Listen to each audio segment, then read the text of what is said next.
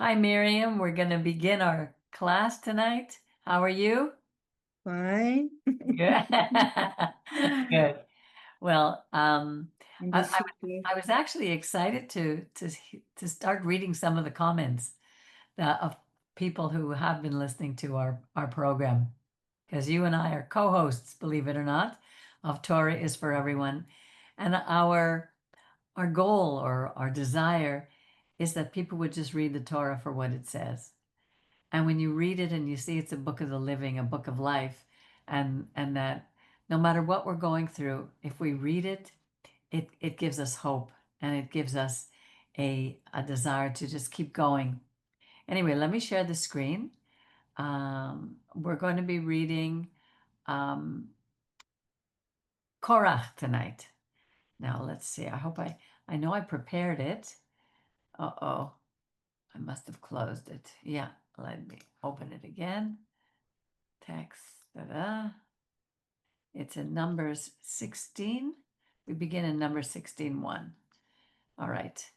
So if you would like to read, I would be very happy for you to read because I made a few notes. This way, when Okay. you're reading, But we share it because yeah, today. yeah, yeah. Yeah. Just read the Let me- beginning and I'll tell you when I'll take over. Okay. Let me just make it bigger. Okay. I'm just going to put full screen. Okay. Whoops. What happened? Okay, can you read it? Yeah. Korach. Yeah. Now Korach, son of Itzhar, son of Kohath, son of Levi, betook himself along with the Datam and Abiram, sons of Eliav, and On, son of Pelet, anyway, descendants of Reuben, to rise up against Moses, together with 250 Israelites, chieftains of the community, chosen in the assembly, men of repute. So let's look at who these people are. So we know that Korach is a Levite, and he's the Levite. He's from the tribe of there were three sons of Levi, Gershon, Merari, and Kohat, and his tribe didn't get any um, carts or horses.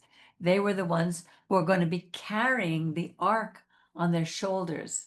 They had such an important role, but obviously they didn't think it was important enough.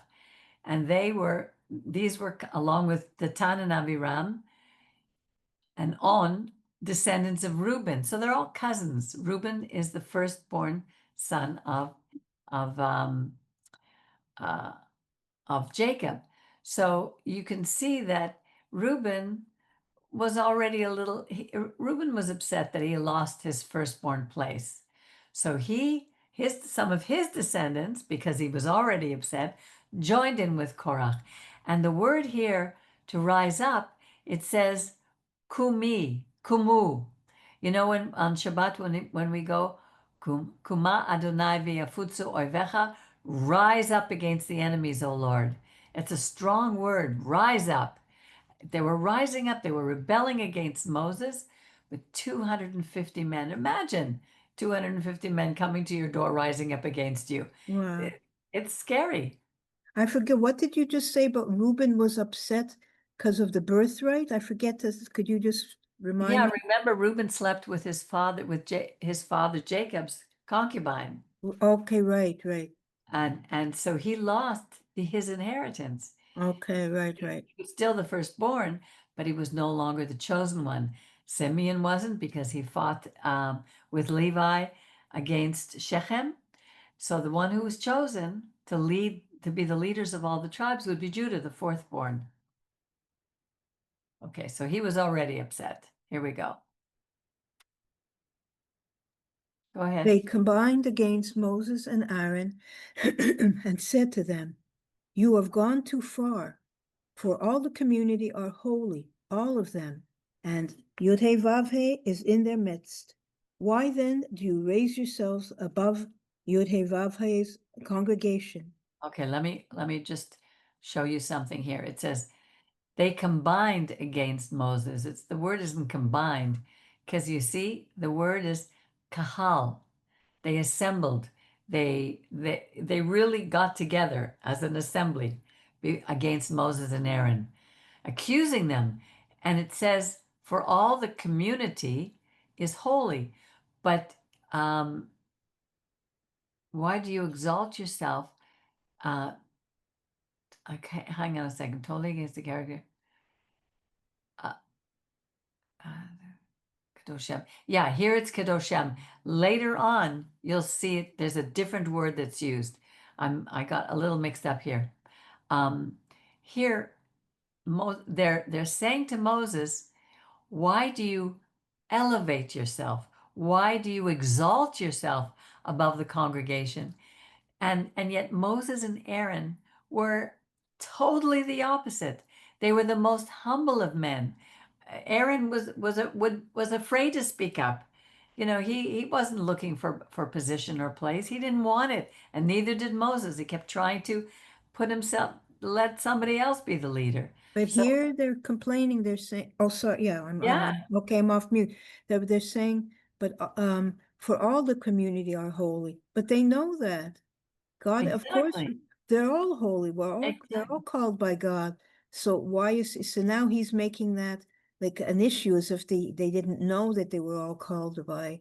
It's not an issue. They knew that. It has nothing to do with Moses and Aaron, that they had different roles.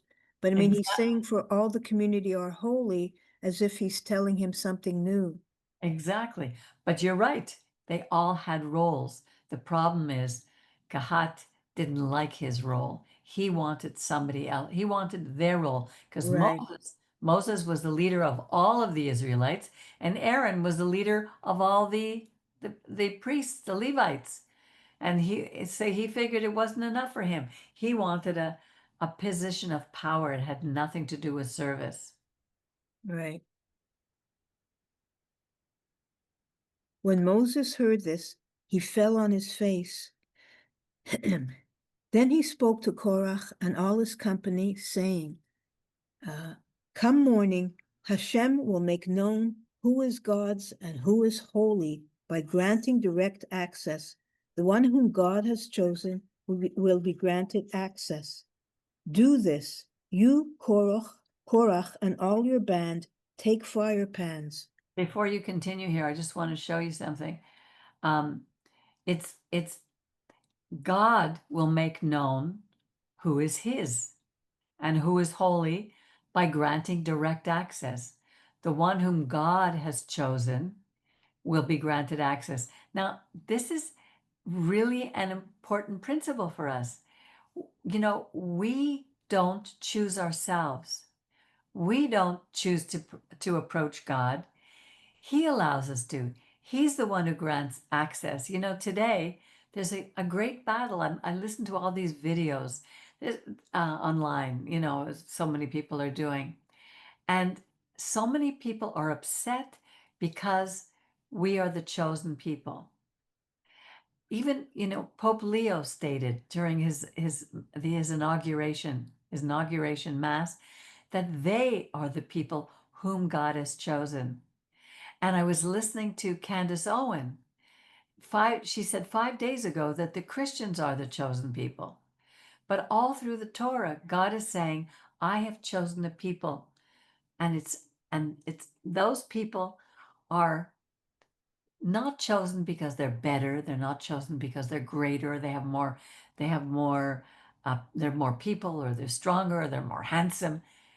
Really, God chose them because we are the smallest, but we were given a role, and with a huge amount of responsibility, which most Jews don't even want. My own father used to say, let them choose, let God choose let them, he would say, he didn't talk about God, let them choose somebody else for a change. Because we have struggled, we have fought, we have suffered for the fact that God has chosen us. But that's the problem is that the world doesn't understand the word chosen. They use it in a very simple sense, like when you choose, fairy tales, the princess, or you choose the king or whatever. It's not a thing to be conceited about. And that's Exactly. the way the world sees it. Oh, you're chosen. Yeah. It has nothing to do with that. And if any of our people act like they're lording it over others, or they're better than others, or it's if someone who has more money or more power, more position lord it over others, that's not from God. No, You but know, that's the way it's applied. That's the yeah. way people don't understand it. And Terrible. but this is an old story. Look, Isaac was chosen over Ishmael. But Ishmael also was blessed beyond measure. And God Yeah. promised. He also he's even wealthier. He became 12 very wealthy tribes. And Jacob was chosen over Esau. He didn't choose himself. God did. And but the fact that it's God who chooses, not us, is that people just don't get that fact. Right. Okay. Okay, do this. You, Korach, and all your band take fire pans, and tomorrow put fire in them and lay incense on them before God. Then the candidate whom God chooses, he shall be the Holy One. You have gone too far, sons of Levi. So here Moses, we're going to be seeing there's going to be Moses is challenging them all to bring an offering. And we're going to see the very clear instructions about this offering in the couple few verses. Go ahead. Moses said further to Korach, hear me, sons of Levi. Is it not enough for you that the God of Israel has set you apart from the community of Israel and given you direct access to perform the duties of God's tabernacle and to minister to the community and serve them? So you see what Kohath has been given to do, to perform the duties in God's tabernacle and to minister. They were to do everything that pertained to the ark itself. But here's where I wanted to show you before. Usually where it says kadosh, it means set apart. But this word here is, where did I find it? Is it enough? Because it says lahavdil in verse, oh no, it's this one here in the next one. Giving you direct access. Oh my goodness. What? Excuse me, Miriam, I'm That's sorry. okay. Here, it says the word ki havdil. Lahavdil, because God set you apart. Do you remember in the book of Genesis, verse 4, where God divided the light from the darkness? Uh-huh. It says, Yehavdil Elohim ben ha'or uven ha'choshech. Oh, so it's a more literal, concrete meaning, Exactly. like literally, it's not the same as being set Kadosh. apart for a special task. It's literally separated. He's Right. separated you from the community of Israel and given you direct access. Imagine if God has said that to you, Miriam. Oh I'm boy. giving you direct access. And to tell you the truth, He has. God has. Yeah, but it's a journey to well, for me to fully really realize to experience what that means fully. I, I mean, it won't ever be until the end that will fully, but to experience the more fullness of that. Life yes. gets in the way, and It, sometimes. it does, and that's our struggle. The whole thing with the name of Israel is the one who struggles with God. And Right. we struggle with our nature, we struggle with our beliefs, we struggle with so many things. And especially when we have personalities that God gave us that are always questioning. You know, Yeah, yeah, like I remember Rabbi used to say he didn't believe it even in his own shadow. yeah, I totally get it. Yeah, I know. Okay. Now that God has advanced you and all your fellow Levites with you, do you seek the priesthood too? Look, Truly, God advanced you. He put you ahead of the others right. and your fellow Levites. You know, how much do we need to be satisfied? How much do we need to say thank you, God, for what you've given me? This is the 10th commandment. You are not to covet what is your neighbor's, but be happy with what you have. I guess if people really understood that, we've made such a hierarchy of valuable positions in our life. The head of a company obviously is higher up than the workers, and I don't know. We just make such different. We attach so many different values to somebody who, let's say, makes cars is less valued than somebody who works in a bank. I don't know. We just and we I just know. don't. I struggle with that every day. Well, I struggle that as I'm preparing this message and I'm coming on here. We don't have a huge amount of people who are listening. We have a very small, and then I wonder, should I be doing something greater? Look at, I mentioned Candace Owen. Look at the size of the program that she has and all the following that she has. And to tell you the truth, a lot of the things that she's saying are just wrong. Yeah, yeah, yeah. So but we have to be happy with what we have, with what we've been given to do, because maybe we couldn't handle the rest, maybe we couldn't handle more. Well, And there's so many things that couldn't handle it, or maybe that's not what we're gifted to do, or we can't see, like, we're the small candle in a dark room, so right. we don't see how important this is. And we don't see, some people, I was listening to this YouTube thing again. I love anyway. And with sometimes a person is given a ministry just to their family. Six Right. people, five people. It sounds, and we all are involved with everybody who comes into our life, and other people, have ministries. They call them ministries that are thousands and thousands of people, and it's yet somebody else may their importance in the life of one person, let's say, who's having a hard time. Who knows? And it's who true. knows what value God gives to that? I Like think to I think they said that in the book of Exodus, where some, when they divided the people, some would be leaders of 10, some of 100, some of a Right, thousand. So yeah, it's true. And Moses had 6 million to lead. right. Right. Yeah. Okay. Okay. Uh, okay, here. Truly, it is against God that you and all your company have banded together.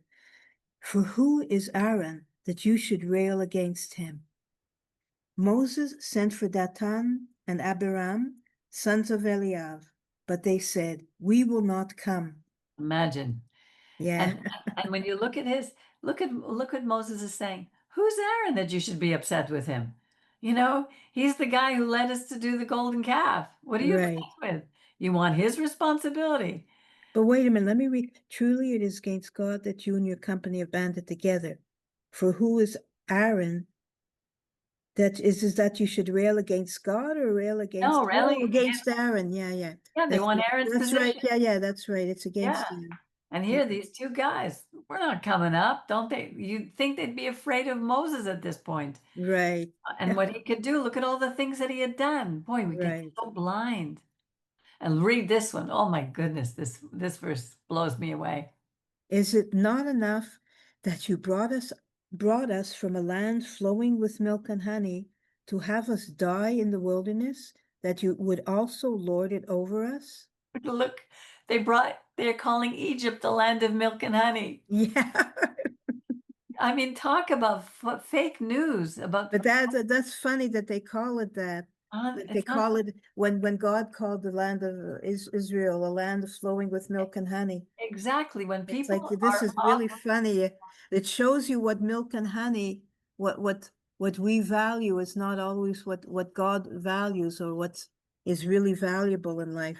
The Exactly. leeks and the onions and all the things that they supposedly had in Egypt. Yeah. Anyway, Well, you can we see when people are off track, their perspective of truth is definitely off track. yeah, totally. Yeah. Even if you had brought us to a land flowing with milk and honey, and given us possession of fields and vineyards, should you gouge out the eyes of those involved? We will not come. Moses was much aggrieved, and he said to God, "Pay no regard to their oblation. I have not taken the ass of any one of them, nor have I wronged any one of them." So this is the offering. It's speaking. The oblation means don't worry, don't pay any attention. He's talking to God, to their offering. I haven't taken a donkey of theirs. I haven't wronged any one of them. So funny. And Moses said to Korach, "Tomorrow you and all your company appear before God, you and they and Aaron. Each of you take your fire pan and lay incense on it, and each of you bring that fire pan before God, 250 fire pans. You and Aaron also bring your fire pans." They each took their fire pan, put fire in it, laid incense on it, and took a place at the entrance of the tent of meeting, as did Moses and Aaron. Korach gathered the whole community against them at the entrance of the tent of meeting. Then the presence of God appeared to the whole community. Can you And imagine? I know, amazing. What will it take today for the presence of God to appear before the community of Israel? I mean, really. Well, but apparently, God does appear to, I mean, it's not the same literal thing, but um, God does appear to us or come to us. He Yes. does offer that to us. Yeah. But this is the whole community. They all saw the presence of God. Yeah, I know. Amazing to me. Wow. And God spoke to Moses and Aaron, saying, "Stand back from this community, that I may annihilate them in an instant." Wow. He's threatening to annihilate all Wow, our people. wow. And here Moses is going to reason with God. But they fell on their faces and said, "O God, source of the breath of all flesh, when one member sins, will you be wrathful with the whole community?" God spoke to Moses, saying, "Speak to the community and say, withdraw from about the abodes of Korach, Datan, and Abiram." Moses rose and went to Datan and Abiram, the elders of Israel, following him. He addressed the community, saying, "Move away from the tents of these wicked men and touch nothing that belongs to them, lest you be wiped out for all their sins." So they withdrew from about the abodes of Korach, Datan, and Abiram. Now Datan and Abiram had come out, and they stood at the entrance of their tents with their wives, their adult children, and their little ones. And Moses said, "By this you shall know that it was God who sent me to do all these things, that they are not of my own devising. If these people's death is that of all humankind, if their lot is humankind's common fate, it was not God who sent me." But if God brings about something unheard of, so that the ground opens its mouth and swallows them up with all that belongs to them, and they go down alive into Sheol, you shall know that those involved have spurned God. Scarcely had he finished speaking all these words when the ground under them burst asunder, and the earth opened its mouth and swallowed them with their households, all Korach's people and all their possessions. They went down alive into Sheol with all that belonged to them. The earth closed over them, and they vanished from the midst of the congregation. Isn't this unbelievable? It's So I know it's when you think about it, it's like a huge earth hole all of a right. sudden. So what do you think that Korach did that was so bad to deserve not only him, his family, all the possessions, his household being swallowed up? What I was so think there bad? was an arrogance. First of all, as we always say, this was the first time. This is, God coming to separate a people for a purpose. this is the first time in the history of all the earth that this has happened.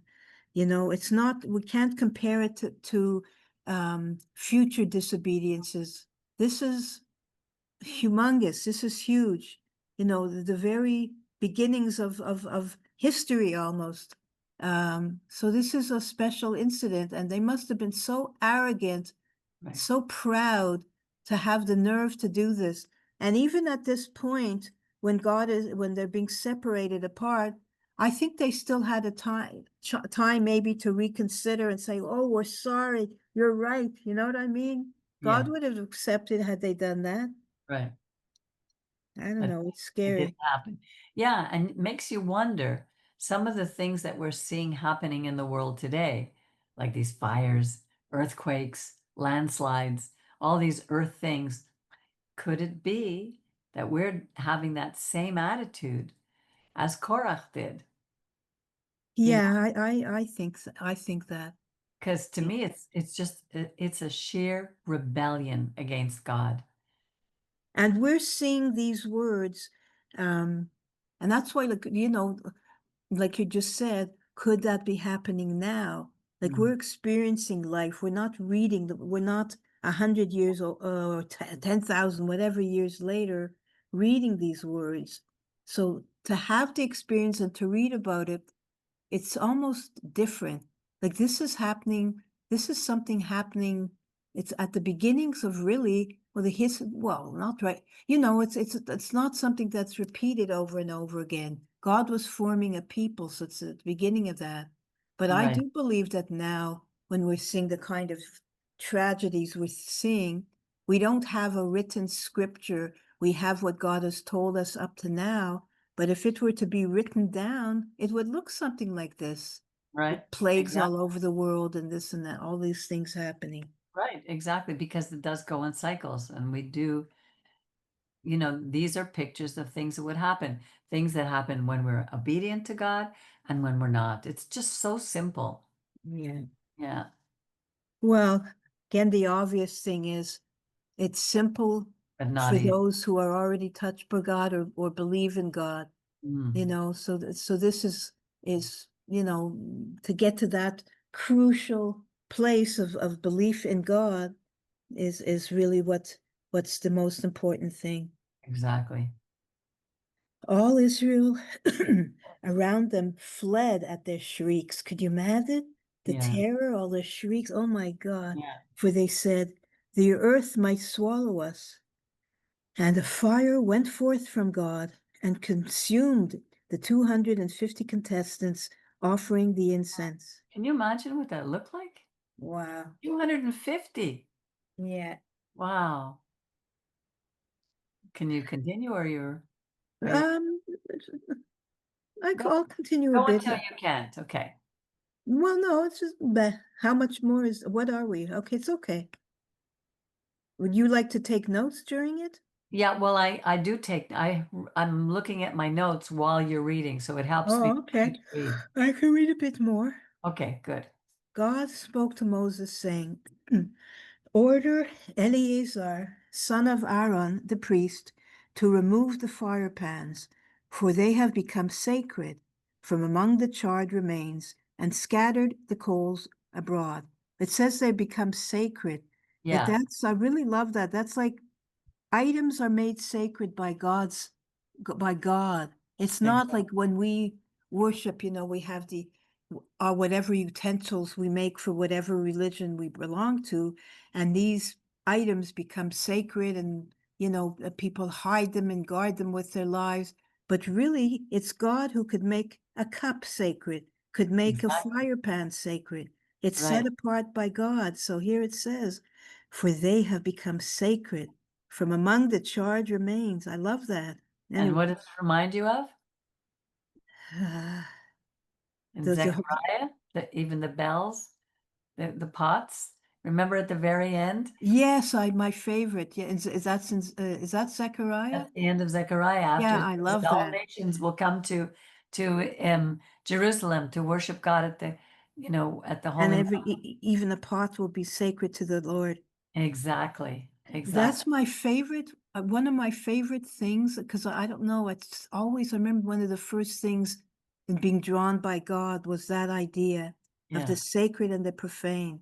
Yeah. And made Exactly. by God, like a special, and even in the ancient cults, and God doesn't want this, but even in every untruth, there are half truths, Right. and they would have sacred groves and sacred. And when I was first being drawn to God, I loved like myths and all sorts of stories about that sacred groves and sacred. It just was so magical to me. But it's Yeah. God Himself who separates the sacred from the profane.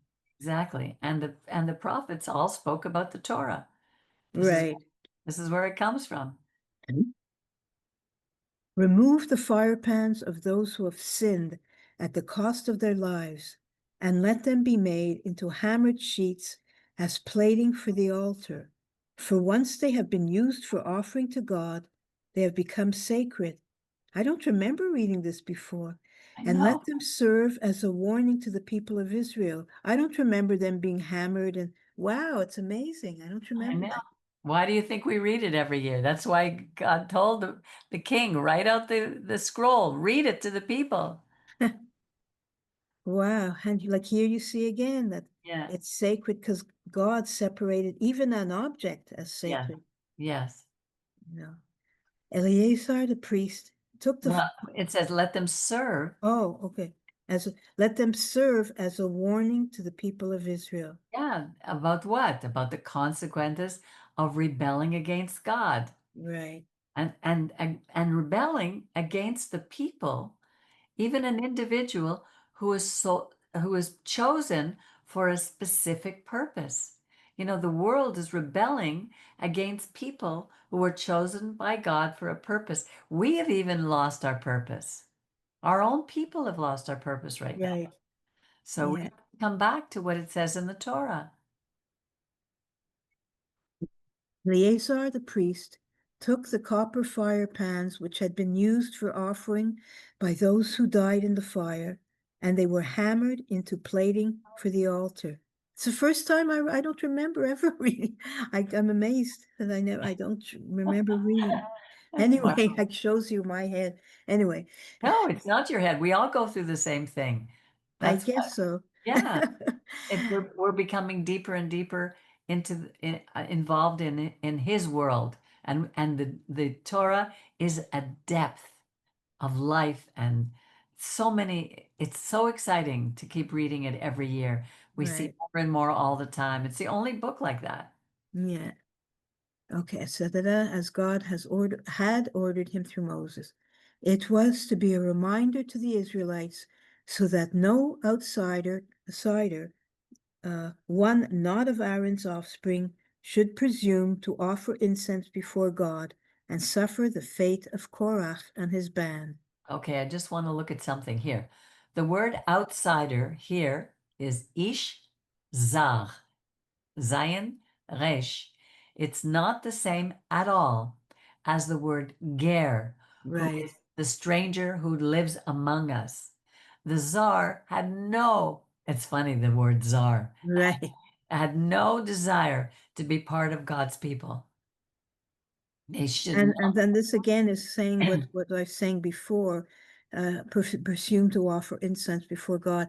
How many people take different symbols and make them their own and change it? And like even nowadays, people blowing the shofar, which I don't know if it's just not really right.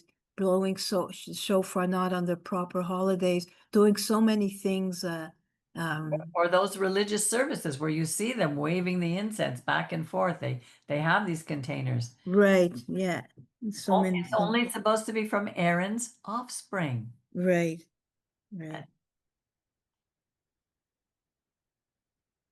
Next day, the whole Israelite community railed against Moses and Aaron, saying, "You too have brought death upon God's people." Can you believe this?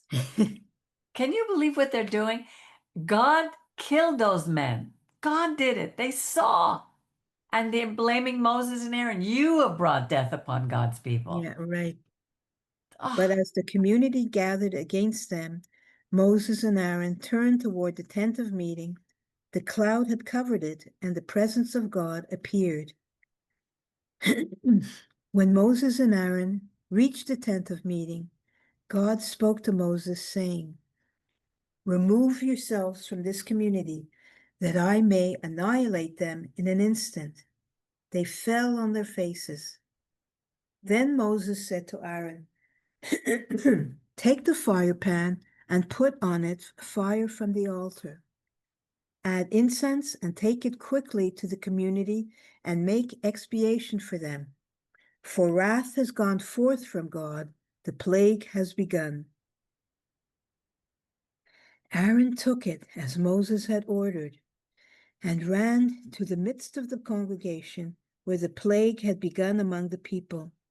He put on the incense and made expiation for the people. What does that mean at this point? Like he's just interceding. He's not It's making interesting. Well, remember the word is kaper. a covering. It's like a covering. He wants to, I got it covered. I'm going to go before God and I'm going to ask God. It says literally, he stood between the dead and the living until the plague was checked. You know, this whole idea here, what was I just thinking about? You know, sometimes I have to be careful because when I see people, and I have to remember my own guilt, because here the people were guilty. And look how humble Moses and Aaron. They didn't say to God, "Go ahead and annihilate them. They deserve it." You know, it's so easy for us to say that. They fell, they deserve it. But here, Moses and Aaron, they're so humble and they're so filled with God's compassion. They're praying for them, just like Moses prayed for Miriam. Remember when she Right, came down? It's like that's the spirit that God wants us to have, not right, a spirit of revenge. He keeps saying, "Vengeance is mine." It's so easy in this world to fall into this mood or this feeling of having vengeance. It's not what God wants from us. right. It's not easy. And Aaron literally stood between the dead and the living until the plague was checked. Those who died of the plague came to 14,700, aside from those who died on account of Korach. That's I know. 14,700. Look what, I don't know how many people died during this last attack at October the 7th. It was horrible. And Well, hundreds. yeah, it wasn't, this is way more. This is way more. Yeah, yeah, Exactly. Imagine. yeah, Everybody was involved. Everybody saw this. right. Aaron then returned to Moses at the entrance of the tent of meeting, since the plague was checked. God spoke to Moses, saying, "Speak to the Israelite people and take from them, from the chieftains of their ancestral houses, one staff for each chieftain of an ancestral house, 12 staffs in all. Inscribe each one's name on his staff." Okay, so it's like a walking stick, a staff like Moses had. This is Yeah, an like your amazing stick. thing. Yeah. There being one staff for each head of an ancestral house. Also inscribe Aaron's name on the staff of Levi. So every one of the names, Reuben would be on one, Simeon would be on one, Judah, they all had a staff in their name. Right. Inscribed. Yeah. Deposit them in the tent of meeting before the pact, where I meet with you. The staff of the candidate whom I choose shall sprout, and I will rid myself of the incessant mutterings of the Israelites against you. Moses spoke thus to the Israelites. Their chieftains gave him a staff for each chieftain of an ancestral house, 12 staffs in all. Among these staffs was that of Aaron. Moses deposited the staffs before God in the temple of the pact. In the tent. Sorry, in the tent of the pact. The next day, Moses entered the tent of the pact, and there the staff of Aaron of the house of Levi had sprouted. It had brought forth sprouts, produced blossoms, and borne almonds. Moses then brought out all the staffs from before God to all the Israelites, each identified and recovered his staff. God said to Moses, "Put Aaron's staff back before the pack to be kept as a lesson to rebels, so that their mutterings against me may cease, lest they die." This Moses did, just as God had commanded him, so he did. But the Israelites said to Moses, "Lo, we perish. We are lost, all of us. Everyone who so much as ventures near God's tabernacle must die. Alas, we are doomed to perish." Talk about half empty. Talk about the people seeing the opposite to what God meant them to see here. You know, instead of looking at his mercy, here, this staff budded. When you think of it, here, look.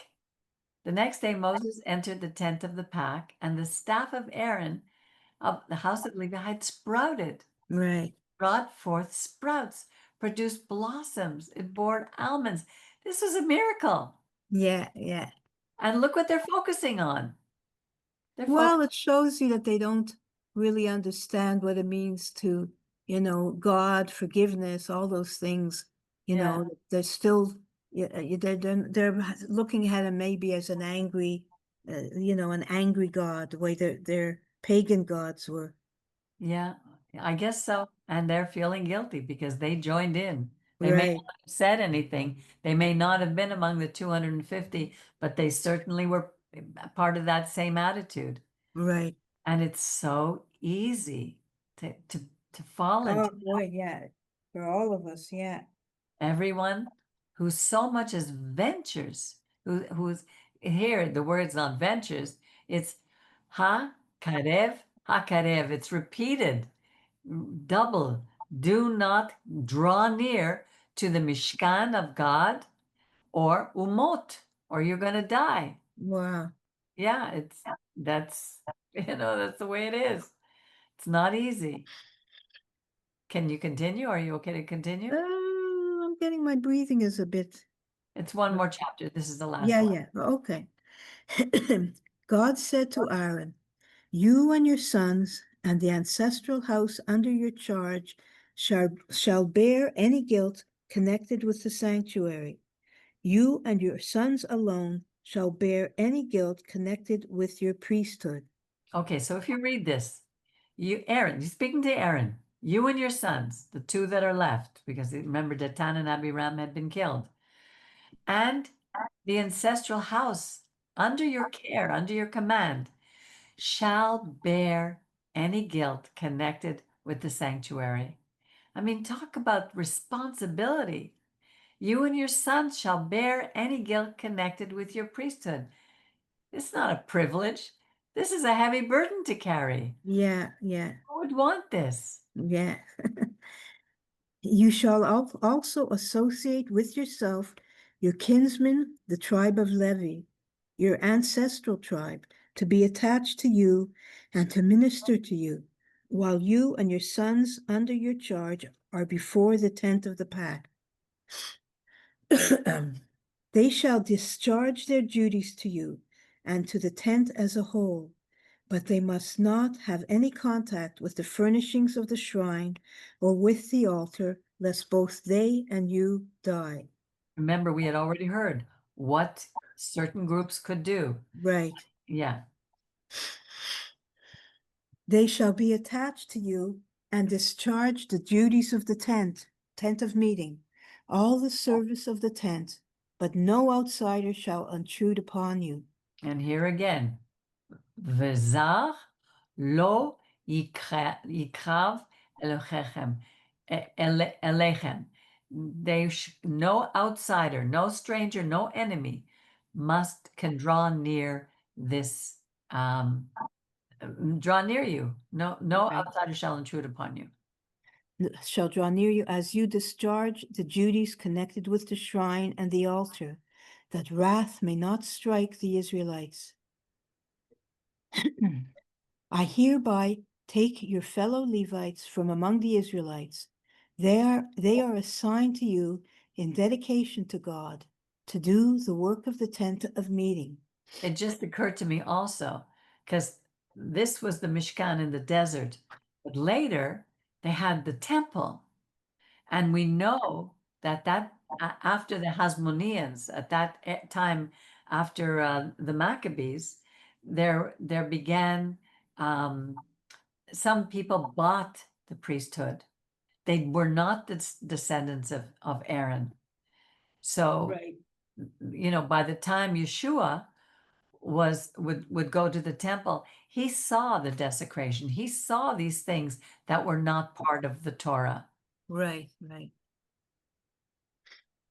I think, right, and from that time, from the Hasmoneans, weren't the whole line of priests was not the original.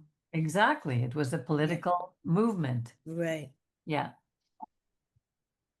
But even then, it was kind of, well, in its faltered state, it was still recognized that this was, you don't desecrate even that Right. to do the work of, where are we? Okay. Do the work of the tent of meeting while you. And your sons shall be careful to perform your priestly duties in everything pertaining to the altar and to what is behind the curtain. I make your priesthood a service of dedication. Any outsider who encroaches shall be put to death. Okay, this I was reading it in the Hebrew and I found it interesting here. Let me see if I could find it. It says avatchem avodat avatchem here avodat matana eten et kehunatchem, a gift of work or service for the priesthood. The service is really a gift. That's Yeah. the word is matana. It's a gift. And any outsider, again, zar, who encroaches will be put to death. Or it doesn't say shall be put to death. It says yamat, umat. He will die. It's not like they're going to put them to death. He's going to die. God will do it. Or could it be a spiritual death or what? Could I be. mean, It could be. Here. God spoke further to Aaron. I hereby give you charge of my gifts, all the sacred, huh? No, not me. I didn't say anything. Oh, all the sacred donations of the Israelites. I grant them to you and to your sons as a perquisite, a Jew for all time. So here it says, where is it? Natati. Natati lecha et mishmeret terumati. Terum. Remember room, Teruma, teruma, the offerings. right, The Kohanim were going to be in charge of all the offerings that were given. So if they were not descended from Aaron and had that calling, it's so easy to steal. How many times do we steal? We hear about nonprofits, and somebody in the organization has stolen money for all right. the donations. It happened even here with the SPCA. You know, I remember being so upset by that because it's one of the things I give to. I don't have an animal, but Oh, you said SPCA. yeah. Oh, Money was yeah. stolen. Hundreds of thousands of dollars. Okay, years ago. Yeah, years ago. But here they're saying this priesthood was given charge of the gifts that people would bring, their offerings, the offerings of the Israel. And But this is it's taking money that deters from whatever the job is you're supposed to be doing or whatever. exactly. It's, Yeah, it's terrible. yeah.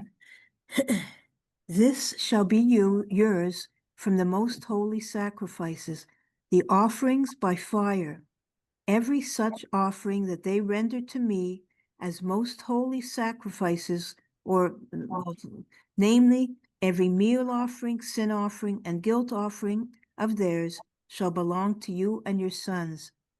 Korbanot, no? Better into offering sacrifices? Let me see. It depends what kind. This is chata'at. shalamim, and the guilt offering, and asher shvuli kadesh lacha hu. It doesn't say korban. Yeah, here korbanam, the korban, the and the other sacrifice, the chata'ah, and the shalamim. No, ashma, ashama, ashamam, Ashamam. the asham, the guilt offerings. Okay. Yeah, shall belong to Rather you. than sacrifices. Yeah, these are different offerings. Well, the Right. sacrificing offerings is the same thing, but it Yeah, was just to different make, just, reasons. no, I know I'm just saying it's a better word, no? Yeah, And okay, offerings. You shall partake of them as most sacred donations. Only males may eat them. You shall treat them as consecrated.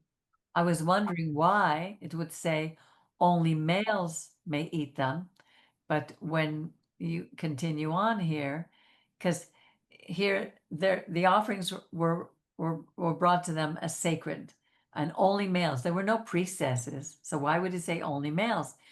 But the families of the priests came, and their children, and it said their daughters. It says here too, this too shall be yours, the gift offerings of their contributions, all the elevation offerings of the Israelites, I give to you and your wives, your sons and Okay, daughters. See, the Torah always explains itself. right, right. Yeah, Yeah, you have to read the whole in context. exactly. Every one of your household who is pure may eat it. All the best of the new oil, wine, and grain, the choice parts that they present to God, I give to you. The first fruits of everything in their land that they bring to God shall be yours. Every one of your household who is pure may eat them. All these verses that you're going to be reading all have to do now with offerings. They had sinned, and now we're going to be dealing with offerings to make their sin, to cover their sin. Okay. Everything that has been proscribed in Israel shall be yours. Prescribed means dedicated. Okay. The first male issue of the womb of every being, human or beast, that is offered to God shall be yours, but you shall have the male firstborn of human beings redeemed, and you shall also have the firstling of impure animals redeemed. Why? This I is don't understand. well, this is the idea of the pidyon haben. This is where we Yeah, get. that. Yeah. What don't you understand? No, and you shall also have the firstling of impure. Why impure? Why is he specifying firstling of impure animals? I'm not sure. I I don't know at this I, time. I guess it wasn't an offering. It was just they were just going to be saved. They would be redeemed. They wouldn't be Okay. offered. Okay, Yeah. maybe. Take as their redemption price from the age of 1 month up the money equivalent of 5 shekels by the sanctuary weight, which is 20 gerats. Geras. But the firstling of cattle, sheep, or goats may not be redeemed. They are consecrated. You shall dash their blood against the altar and turn their fat into smoke as an offering by fire for a pleasing odor to God. But their meat shall be yours.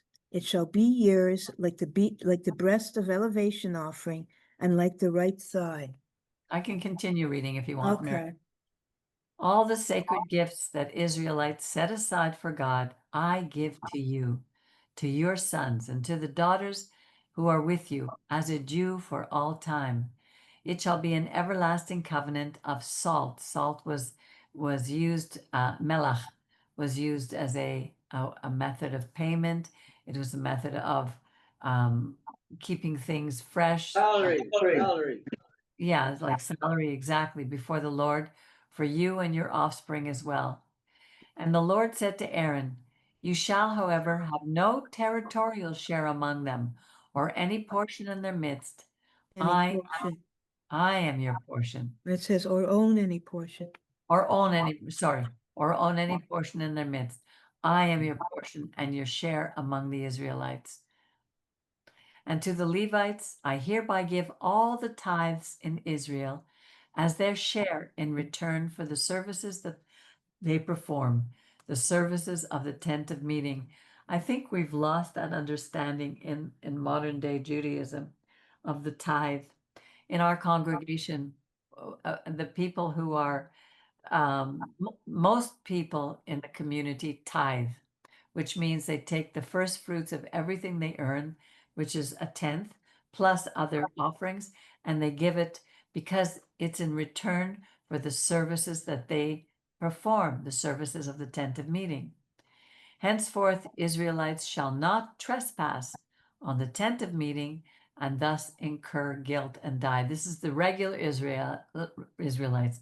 They cannot want to do the things that take part in the tent of meeting, or it'll be death for them. And God will do that. Only Levites shall perform the work of the tent of meeting. Others would incur guilt. It is a hukat olam, a law for all time throughout the ages. But they shall have no territorial share among the Israelites, for it is the tithes set aside by the Israelites as a gift to God that I give to the Levites as their share. Therefore, I have said concerning them, they shall have no territorial share among the Levites. The Lord spoke to Moses, saying, Speak to the Levites and say to them, when you receive from the Israelites their tithes, which I have assigned to you as your share, you shall set aside from them 1/10 of the tithe as a gift of God. So here the Levites also were to take a tenth of what everything they receive from the people as a gift directly to God. This shall be accounted to you as your gift, as with the new grain from the threshing floor or the flow from the vat. So shall you, on your part, set aside a gift for God from all the tithes that you receive from the Israelites, and from them you shall bring the gift for the Lord to Aaron the priest. You shall set aside all gifts due to the Lord from everything that is donated to you, from each thing its best portion, the part thereof that is to be consecrated. Say to them further, when you have removed the best part from it, you Levites may consider it the same as a yield of threshing floor or vat. You and your households may eat it anywhere, for it is your recompense for your services in the tent of meeting. You will incur no guilt through it once you have removed the best part from it, but you must not profane the sacred donations of the Israelites. So, I was thinking about what are the ways that donations can be profaned, and how do we relate to that today? So I looked up what Google said, or actually Perplexity, and they wrote, respect, it gives us respect for what is sacred.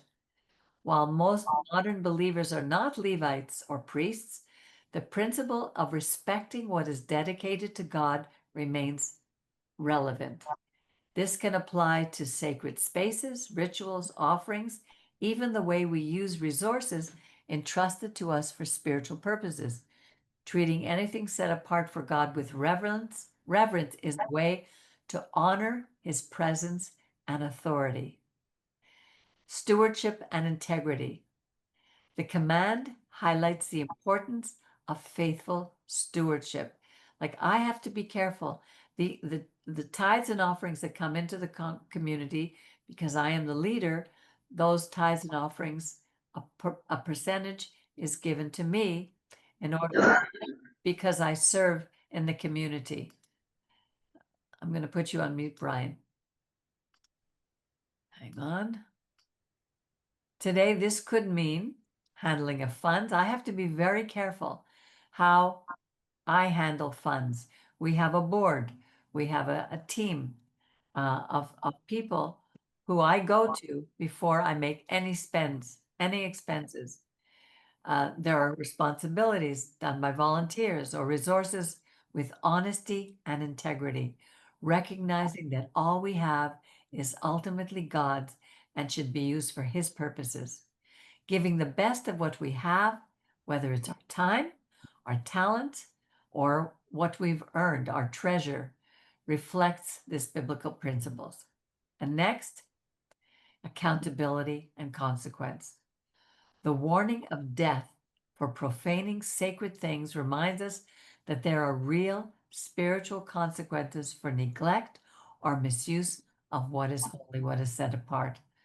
While not literal death, modern believers may experience spiritual decline, loss of trust, or broken relationships if they fail to honor sacred commitments. The next, they say, was sacrificial giving and worship. The act of offering the best portion is not just about giving, but about serving in the community and trusting God. Today, sacrificial giving, going beyond mere obligation, demonstrates trust in God and a heart of gratitude. Giving our first fruits is an act that affirms God's worth, His worthiness. And the last heading is community and shared responsibility. The passage also emphasizes community responsibility. Everyone in our community, not just those who are teachers and leaders, are called to participate in honoring God with their resources, their actions, fostering a culture of generosity and mutual accountability. So we take this seriously in our community. Miriam, are you there? Are you here? Yeah, Can you turn your camera? yeah. Perfect. I'm like in a sweat lodge, I told you. Oh, you poor thing. Well, you just need No, some no, it's sage. okay. I have a fan in my room. It's okay. You just need some sage. Why don't you I'm gonna take a shower get after. another little fan and put it next to you there? Yeah. What little fans are going out? Yeah, I have a fan next to me. I'm gonna get a spray bottle, another spray bottle. Or that little, there's a little box that really works. Tammy had bought it, and you just sit it on your desk, and it you put water in it, and it pours out some cool air. It's perfect for a little section. Like Hi, a little Jerry, air. how are you? Can you hear, Jerry? Yes, I but don't, but I don't, my name went quick, so I wasn't sure. I 100% you mentioned me. Yes. yes, I don't know if how much you heard, but from what you did hear, do you have any comments? Well, I didn't hear too much, but I had an idea. With this, it was about Korach, eh? Yes. And did you mention also that they put some sticks to for Aaron's stick was blossom? Aaron Rod, yes, yes. So there was a question that came up. I'm not sure. So how many sticks were there, 12. and how many tribes were there? 12. I don't know what happened to the 13th. Well, There should have been 13 sticks if Aaron's was one of them. well, now Aaron could have been representing the Levites, Yes, that's probably what happened. but there were still the two half tribes from Joseph. Manasseh and Ephraim, I'm exactly. not sure if they were represented by one stick, or some people It were doesn't say. confused. It was two sticks. They were represented by one stick. Those two tribes. Right, right. Okay. I guess that is less important than the fact that Aaron's rod bloomed. Yes, everything is less important. Remember how it bloomed also before the Pharaoh? It And didn't bloom before the Pharaoh.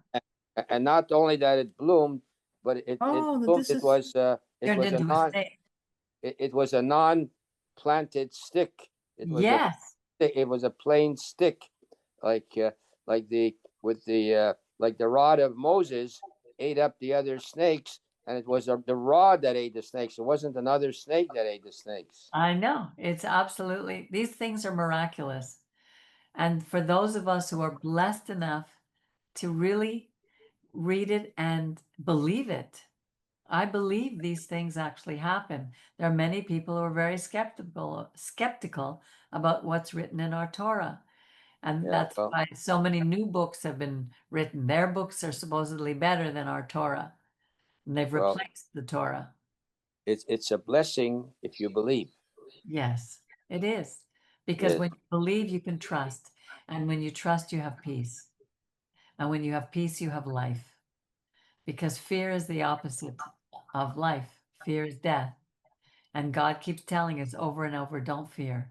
And the only way we don't fear is when we trust. And that is not an easy thing. Brian, you were going to say something. Yes, I didn't get on right. I prepared myself. Brian, you can't have Brian, you're you echoing. can't have your speech Yeah. on two Yeah, things. Okay, but- keep going. Now but- you can speak. Speak now. Okay, I want to get on. It wasn't on. So I'm gonna see what you did from the beginning. So you Well, came that- back. You'll receive it. You can listen again. I couldn't get on. I have to put my on the side here, my tablet, and my here. See? Well, you'll be able to watch it again, okay? You'll watch the retake. Oh yeah, about when you showed him the words, I tried to. I went on the site. I see the English. Then I want to put in the Jewish, so I get either in English or either in Jewish. So how do you put on the two at the same time? Okay. Well, Brian, I was asking you about if you had any comments about what you heard tonight. Comments? Yeah, about Korach. Korach is a nice guy. He wasn't Jewish. I think you got the wrong person. That's okay, Brian. Just keep listening and keep learning. You're doing great. You're doing great. But Well, could you tell me soon after how do I get English and Hebrew at the same time? Well, you know, I was only Pe- getting Peggy- either English or Yes. English. Peggy, we could expand that if you like. yes, go ahead. It shows that even a person who is considered nice can go the wrong way sometime, and so you can develop all aspects. As Brian said, he could have been a nice person, but he went off on a tangent, whatever you call it. Yeah, I'm sure his family thought he was very nice. He just had a lust for power. He wanted a position. And Well, I've seen people who've come to our congregation and they wanted to be the rabbi. As it happened several times. They tried they rebelled, they literally rebelled against him. They got a few people to join them and they caused a rebellion in our congregation. It happened, I think, twice from what I remember. And those were tough times. And that's why I think the last commandment is such a powerful and a strong one. Don't covet any position, anything that doesn't belong to you. So philosophically, you and Miriam likes philosophy. How does a person develop those traits, and why does one person develop those traits and not another person? I think we all have similar traits. Which trait? Which trait are you talking about? Well, Are you you mentioned talking about not the coveting? trait of the trait of wanting to power. Oh, sorry. Okay. People desiring like money and power, and it's a trait of survival. That the competition is a trait of survival. So everything has to be properly reined in and steered, because we all have the survival instinct. We're born with that. Otherwise, we wouldn't survive. but it's hard Exactly. enough. There's nothing wrong with wanting more or wanting better. But what he's saying, if you want more or you want better, then want it within balance, within boundaries. God gave you, each of us has a role. Each of us has been given a purpose. So it's like you love who you are and love the purpose that's been given you. Don't covet somebody else's where you'll do anything for it, anything You to know, get it. you passed by that very quickly, Peggy, but that's a very deep statement that each of us has been given a purpose, and because each of us has been given a particular separate purpose, has formed our separate characters.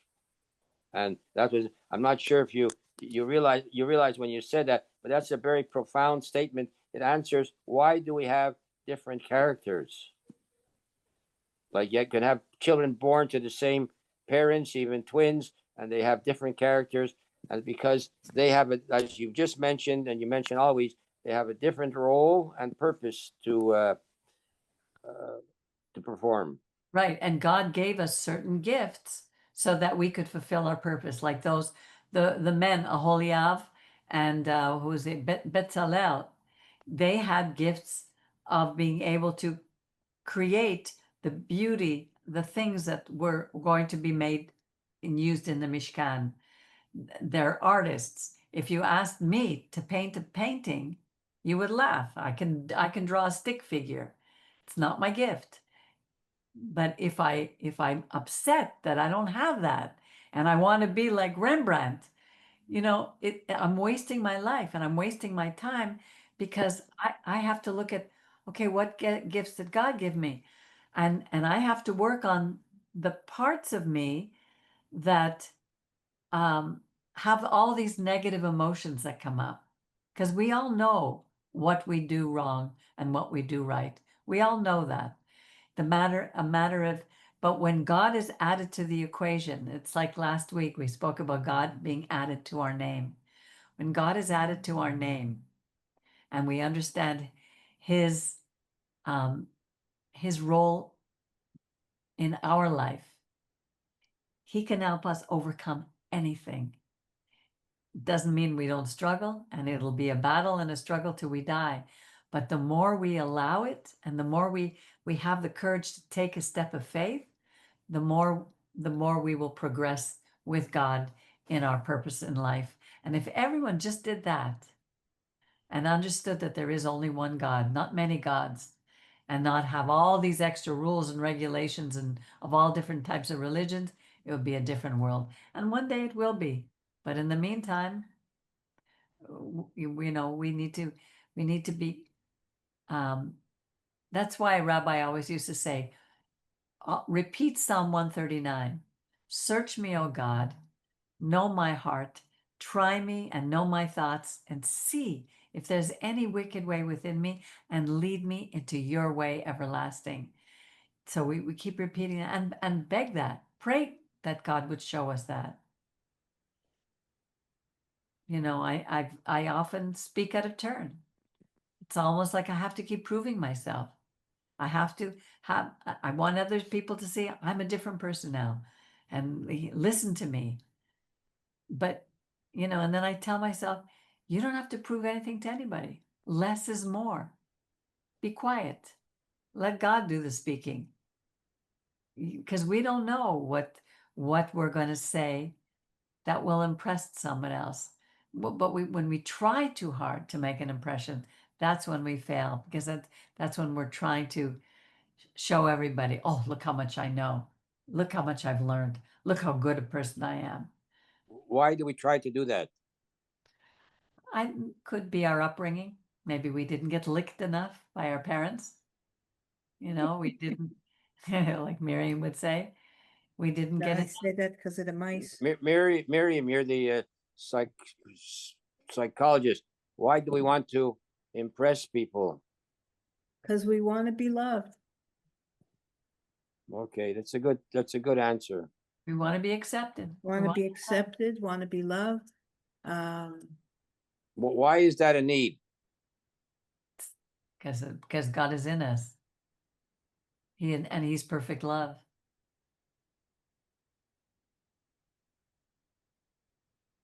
The thing What's with that being song? licked enough is they did experiments with mice, and when a mouse is born, the mother licks it, like, to get the, I don't know, you get all the fluids off, and the baby starts to grow. But if the mother is damaged or whatever, and the mice are not licked or licked enough, they grow up to be very neurotic mice. It's funny that neurotic animals become solo. They don't know how to relate to the socialize. They bite, they're aggressive. And it happens to people too. Babies who are abandoned or were not loved, they grow up to be sometimes violent, sometimes chronically, deeply depressed, all sorts of things. Yeah, they did an experiment in I think it was in Russia actually, where they took, or Romania, one of these countries, they took a set of babies, and they were not spoken to, they were not held, they were not cuddled, and then they took others who they loved, and they were completely different. Like you said, they became neurotic, they became fearful, they felt unsafe. It's sad that they had to do that experiment and these kids suffered for it. But it's true, when you're brought up in a home where parents love each other, and you're surrounded by love and attention, and you're taught and the right way, you're given principles, it's completely different from those who haven't. And that's what we need to work on. That's why it's so important for us to read what God tells us, because he gave us the principles of life. Which is why I always come back to say, let's just read the Torah. Let's see what it's saying to us. We don't have to be scholars. We don't have to be rabbis. We don't have to be priests. We don't have to be ministers. We just have to read. God says the word is near you. I want you to read it. I want you to hear it and obey it, and I will protect you as a loving father protects his children. So thank you again for joining in. you. Miriam, I really appreciate you're my bud. And Brian, nice to see you. And Jerry, always good to see you. I'm sorry that Tuesday is not as good for you, because you're coming on later now. But anyway, we'll see how it goes. And I want to wish everybody a wonderful rest of your week. Shabbat Shalom. And we'll see you next week, where we will discuss Chukat. Okay. Shalom, shalom. I'll Thank talk you. to you later, Shalom. Brian. Talk to you later. Bye-bye.